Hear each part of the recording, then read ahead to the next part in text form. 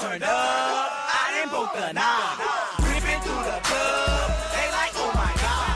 You know who I am, I be with the fam. I see the girls hate on me, but I don't give a damn. I be about my money, you can call me Uncle Sam. He say, boy, you think you swaggered up, and I be like, it's man. You ain't gotta feel me, cause I'm feeling myself. But the scale on my own, I don't need nobody help. Swags on the Richter scale. My swags on the Richter scale. My swags on the Richter scale. My swags on the Richter scale. And I be swagging up the tail, tap out. Oh yeah, I be swagging up the tail, tap out. Oh yeah, I be swagging up the tail, tap out. Oh yeah, I be swagging up the tail, tap out. Oh yeah. It's hour number 2 of the Doug Stewart Show, baby. Let's go. Let's go. Now we may be a little chubby, but don't feel slow. We guarantee you one thing: we can surely come to the party and rock the house as we harmonize and start to turn it out. So put the fresh move and take it from me. Listen to the fierce sounds of the Disco 3. Ha ha.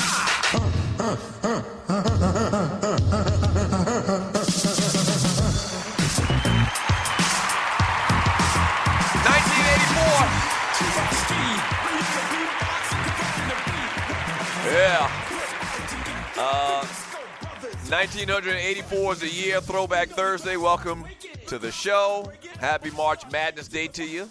Thank you for joining me on the Doug Stewart Show.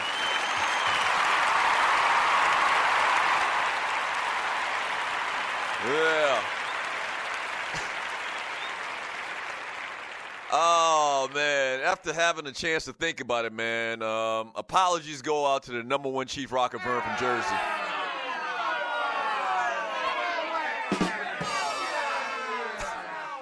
I'm looking in this chat room. Jose Negron says, shoot them all and let the chat room sort them out.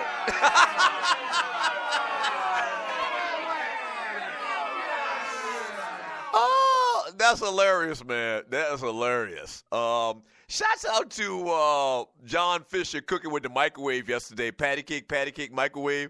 So I'm listening to his show live on the Stewart Media and Entertainment Network yesterday. And the egregious, blasphemous, condescending a-hole of a person, a lot of times, Big Apple Bastard called into his show. And John Fisher shot his ass off, hot buck shot in his ass.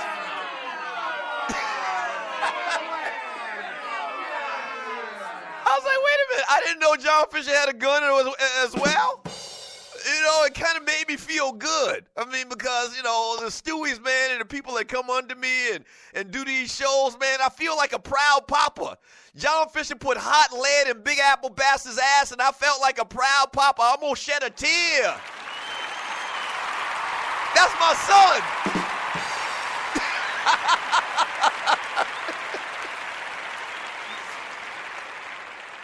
That's my son. That's my son. Oh, you make me so proud. You make me so proud. That was beautiful. So shouts out to the great John Fisher, cooking with the microwave, patty cake, microwave. You made me a proud papa yesterday. Yeah, 404-382-0338. You can also email me at doug@thedougstewartshow.com. And the whole time I was listening, I was like, man, I would have been shot his ass.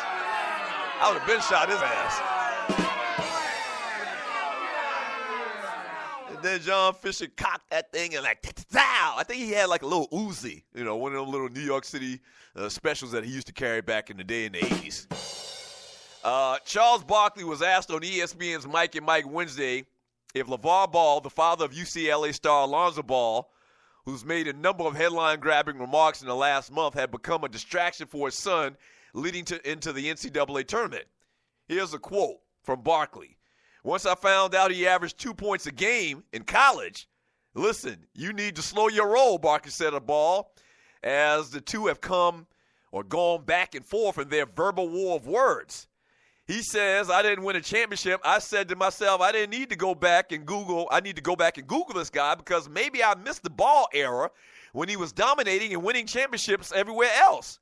Listen, I'm too old and fat to play basketball. This is Barkley speaking once again. But I'll challenge Mr. Ball to a one-on-one. How about that?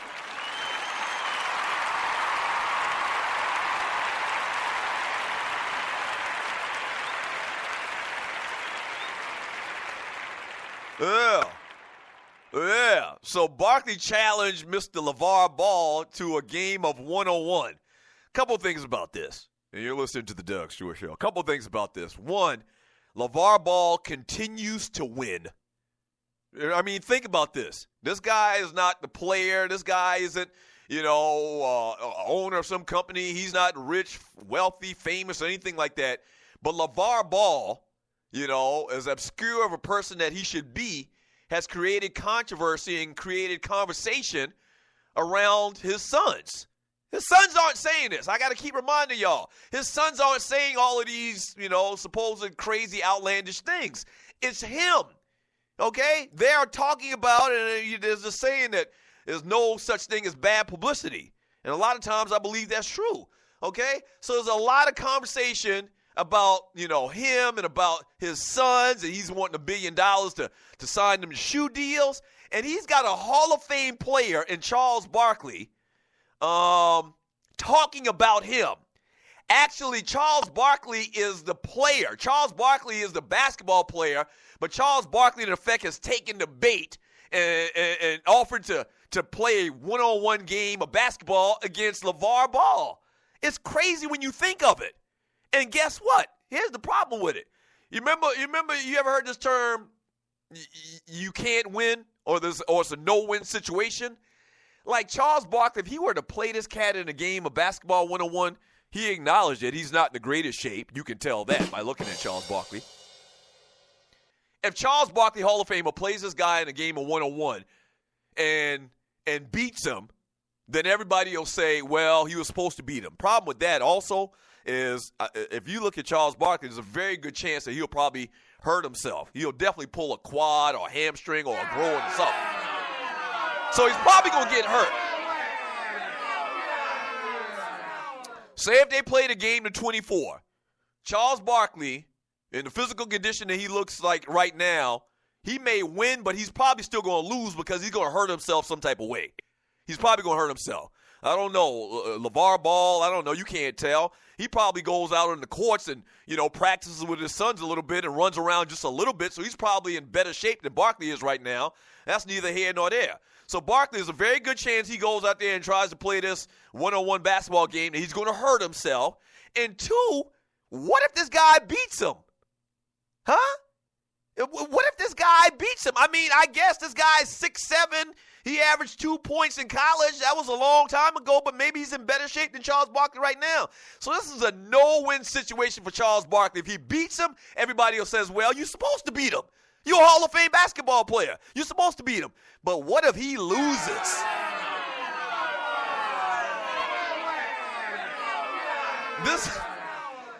This is a no-win situation. It's almost like being a bully.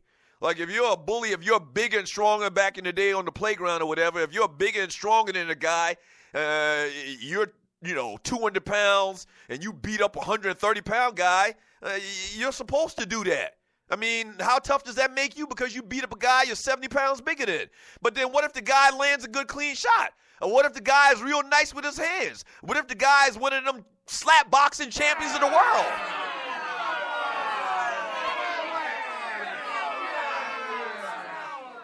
Then you got your ass kicked by a little dude.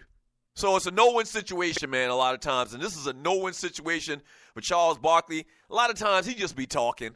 He just be talking. And y'all know I'm not a fan of Barkley, man, and his politics and commentary over the last couple of years where it stands with black people and social injustice in this country and police brutality and all of that. I'm talking about basketball. Yesterday we talked about Barkley and him being the best all-time heavy-set dude, athlete that I've ever seen. I put him number one on my list, and today we talking about this, man. I mean, it's a can't win. You're supposed to beat this guy in a game of one-on-one. But what if you lose? Yeah.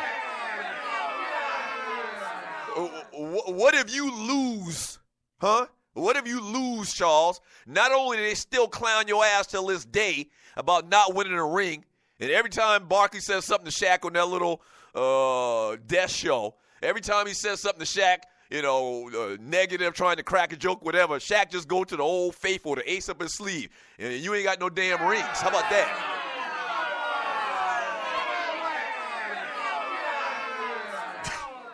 Right. So it's a no-win situation for Charles Barkley. And once again, LeVar Ball, man, I did a little video on this. Check out my videos at TDSS on YouTube.com. I think LeVar Ball is winning. Will his sons be all-time Hall of Fame type players? Chances are I would bet no right now.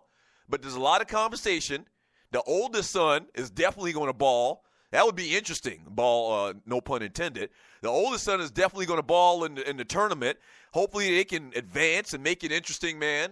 Talking about him being the first or second pick in the draft. So he's well on his way. The other two kids, man, they show some promise. We don't know what the hell they're going to do. They may not develop anymore. We don't know. So it's a crapshoot. But all I know is this daddy is showing the ultimate faith in his sons and their ability.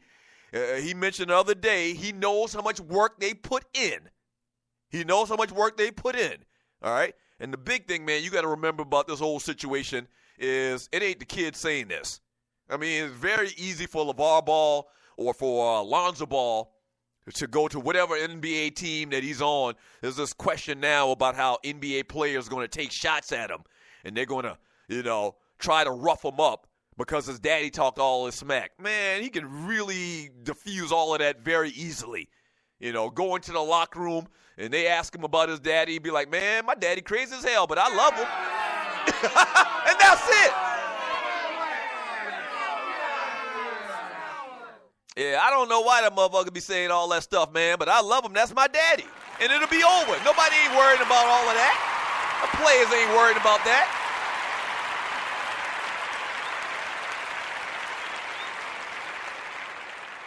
I mean, that's easily diffused about some type of, repercussions from his daddy that players are going to give to Lonzo Ball. That's ridiculous. That's ridiculous. First of all, you can't touch anybody in the NBA to that degree anyway. This ain't 1985 and there ain't no Rick Mahorns out there. These cats ain't trying to get fined. And not only that, he can easily go in there and diffuse this stuff by just, clowning and, cracking on his daddy and be like, yeah, my daddy a wild boy. But at the end of that sentence, he needs to say, I love him. And he got my interest at my best interest at hand. And that ain't no big deal at all. Bottom line, this thing for Charles Barkley is a lose-lose situation, if I've ever seen one. Let me read some messages in the chat room on Spreaker.com.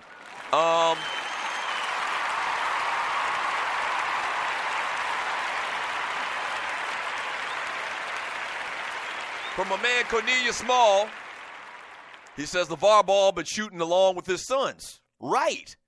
Like, I don't know if he can run a marathon or something like that, but clearly he been training with his sons, pushing them. I wouldn't be surprised if he's like the main guy. Like some of these cats got money to go out there and get a trainer or whatever. I wouldn't be surprised if LeVar Ball's been doing all of that. A la Richard Williamson. Richard Williams with his daughters, Venus and Serena. I wouldn't doubt that at all. So he's probably in some, modicum of health right now, good health right now. Much so than Charles Barkley. I know that much. I don't know how in shape LeVar Ball is, but he's in more shape than Charles Barkley.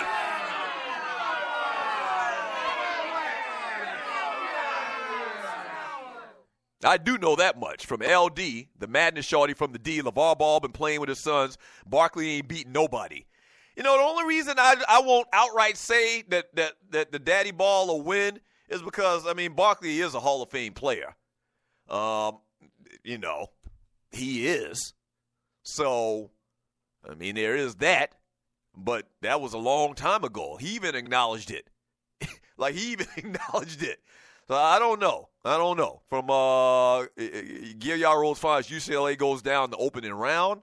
From that ninja, did you just say the other players are going to be rough with him because his daddy's talking? That's what the mainstream is pushing.